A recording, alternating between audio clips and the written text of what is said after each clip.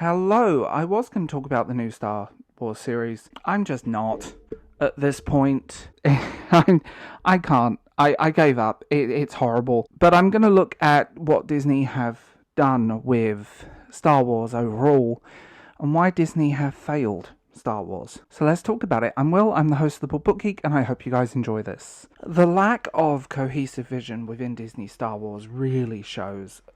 The sequel trilogy is a prime example, and the spin-offs in the series as well, but the prime example is the sequel trilogy. Each film is fundamentally and very stylistically different. It leads to massive inconsistencies within the storytelling and characterization. Some characters get sidelined completely and end up becoming pilots. Other characters get pushed to the front where they weren't really the front to start with. And it all just feels very haphazard, like the characters, the setting, the story. It's such a messy way of creating a universe, and it really does show within that it obviously didn't have a roadmap. It obviously didn't have any idea of what it was doing, and everything was changed at the last minute with heavy rewrites and changes and so on that just feel really poorly executed, to say the least, on the subject. Then we come into the over-reliance on nostalgia. Disney rely heavily on nostalgia, and it can be a fantastic tool. It can be a brilliant way of bringing old viewers back. It can be a great way of just nodding to the past. But there are moments where it's so overdone. And prime example with the audience of Obi-Wan doing their reaction videos to, well, hello there. It's very obviously done as nostalgia bait rather than a sense of respect for what came before. It feels very, we must put this in so we have something. And that ultimately can lead to some very weird moments and nods that often just feel like they've been put in for the sake of it. And it genuinely shows. Well, hello there is a prime example of that, and I know that's a bit of a catchphrase. Other things that have popped up throughout the film trilogies, the spin-offs and the shows, it all leans so heavily into nostalgia, especially with the newest iteration, this newest show. There is so much of it that it just feels tacked on and over-reliant on it rather than actually wanting to create something that made a nod to the past. The rushed production timeline. Disney were so eager to capitalize on the franchise, so they pushed through, and they very much offered quantity over quantity, and they pushed through with deadlines, and it was boom, boom, boom, Star Wars content. And I remember when Star Wars on cinema or screen was a huge deal. And ultimately, one of the issues it did feel kind of strange and kind of disjointed was the iconic characters' return.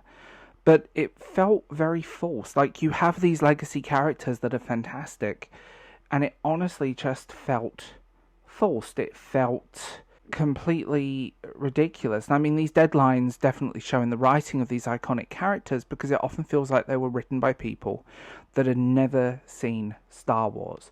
Rush script development, it leading to huge underdeveloped plots and unresolved storylines and characters that really got sidelined, and that's back to point one, really. It feels kind of artificial and kind of, we need this person, we need this person. And it often creates inconsistencies with their characterization and the development of the characters, and often you feel like you're watching a completely different character to the previous iteration that existed. Mismanagement of characters, and we come into this, fans were disappointed by iconic characters like Luke Skywalker and Obi-Wan, their portrayals, and it feels like their essences were lost in the new films and TV shows. What made these characters great to begin with was very much just pushed aside. They didn't feel like they needed to be there. You have this great line of characters with great stories and great history to them, and they're just there. They're superfluous. And that's ultimately a problem. And introduction of new characters was also kind of off. It left audiences feeling a bit disconnected. Rey, Finn, Kylo Ren, they were so inconsistently portrayed on screen that they often felt like they were homages to classic characters and nothing more. And I will say I did actually like The Force Awakens, but where it went from there was just dire, and it showed. The lack of respect for the extended universe. The decision to disregard the rich lore established in the extended universe, which is now called Legends, disappointed a lot of long-time fans who held huge investment in the stuff on the outside. Yes, and I will say, some of that stuff wasn't great, some of it was amazing, and it's very obvious Disney are borrowing very, very heavily from it right now, to the point of frustration. But it led to a sense of betrayal. Fans felt betrayed. I mean, there are a lot of great characters they could have used and brought in and create that exist within these extended universes, that exist within these video games, that would be phenomenal on screen, and they chose to ignore them. It often just felt like a betrayal. And a lot of people said that. It felt like a betrayal of these characters. It felt like a betrayal of the existing main timeline characters. Even the way Disney are handling the Jedi is extremely inconsistent, but also the amount of Jedi that survived, it almost seems like Order 66 was pointless, if you want the honest truth. The mishandling of directorial changes. Directorial changes mid-trilogy. This was a very obvious thing because it impacted the overall vision and it led to significant rewrites and it did impede the final product. There was no way around it. You change directors and it shows. Directors have one vision, and if that vision isn't handled very well, it's ridiculous. You look at it and think, rewrites, inconsistencies, inconsistent character development, and it all relates to the issues at the top. It doesn't help none of the people they seem to be hiring either like Star Wars, regard it with any particular high regard, or just have never seen it. I'm sure of that at this point, and you need to create everything. You need a director and a solid vision to create everything from the ground up, and they already had the ground. They just chose not to use it. Merchandising overkill. Disney aggressively merchandised these films, and it honestly overshadowed a lot of it. There was a lot of product that didn't sell. Action figures weren't selling, and I'm still seeing figures from the sequel trilogies in discount stores like The Works and Home Bargains and B&M, and there's stacks of them for like a few pounds each, and it shows. I mean, the merchandising was overkill, and the way it was obviously handled, and it's very obvious they were intending for a toy commercial, but Star Wars merchandising has always been reasonably well done. This wasn't. Failed spin-offs and standalone movies.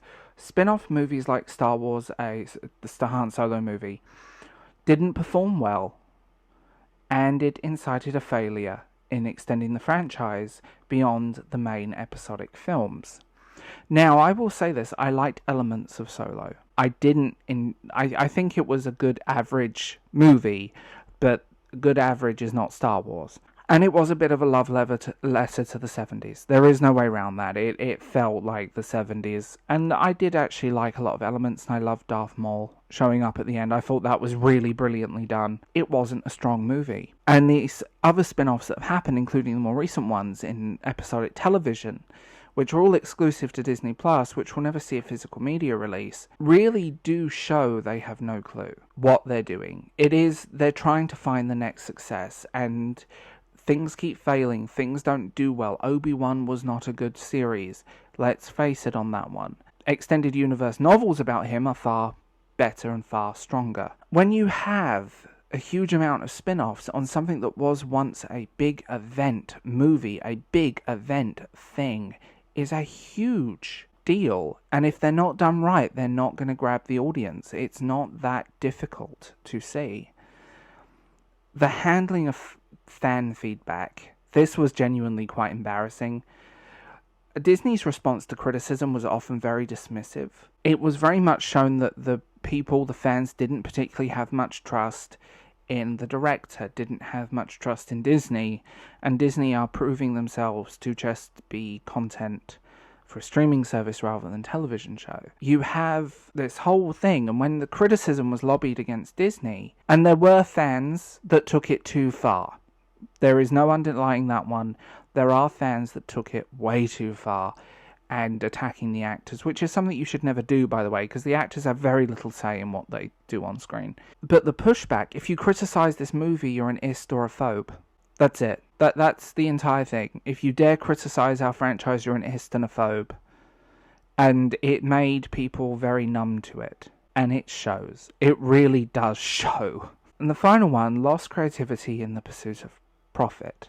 The focus on profit margins and box office numbers sometimes overshadowed the genuine creativity and love for the Star Wars universe, resulting in movies that felt more like calculated financial ventures than heartfelt storytelling. This is something that really does bug me. The creativity is lost. Disney worked for profit like every major corporation on the planet, but Disney very much were trying to milk this franchise and turn it into the MCU, which is also not doing well in recent years.